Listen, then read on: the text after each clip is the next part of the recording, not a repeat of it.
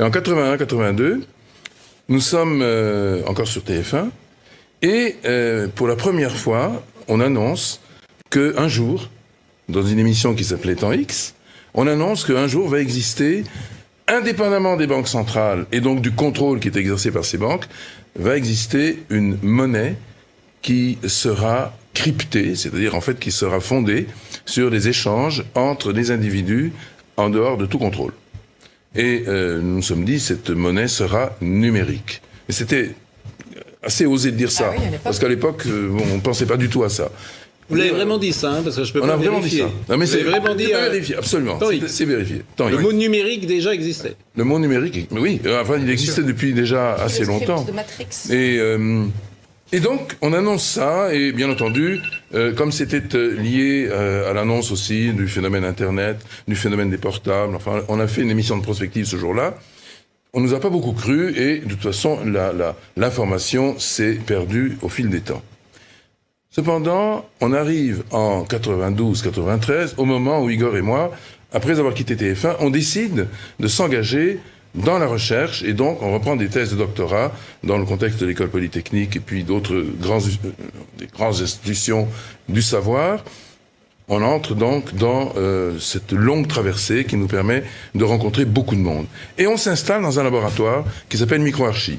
MicroArchi est dirigé mais par un génie, quelqu'un qui est merveilleux, qui s'appelle François Mizzi.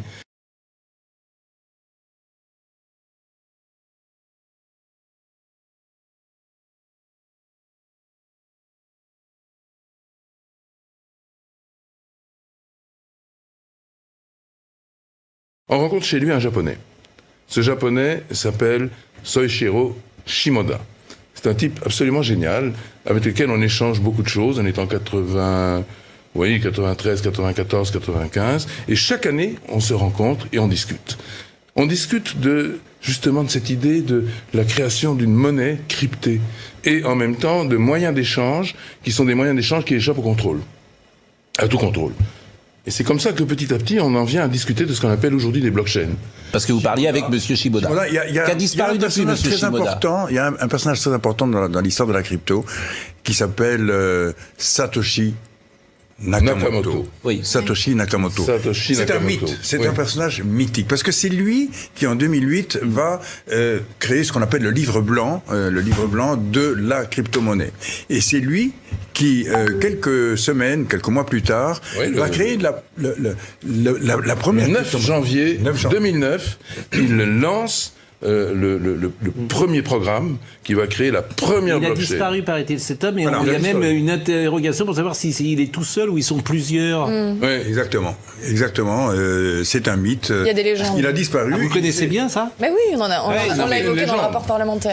Or, il se trouve en fait que le fameux Shimoda discutait tous les jours, et on l'entendait, avec un groupe de gens. C'est pas un mythe si vous l'entendiez. En fait, je comprends. Mais il discutait avec ce fameux Nakamoto. On ne sait pas si c'est un personnage réel ou si c'était une sorte de collectif. Mais vous étiez avec lui, vous me disiez que vous parliez. Monsieur Shimoda discutait tous les jours avec, entre guillemets, celui qu'il présentait comme Nakamoto. À se demander d'ailleurs si Shimoda n'était pas un des membres de ce... Bien fait de vous faire venir ce matin.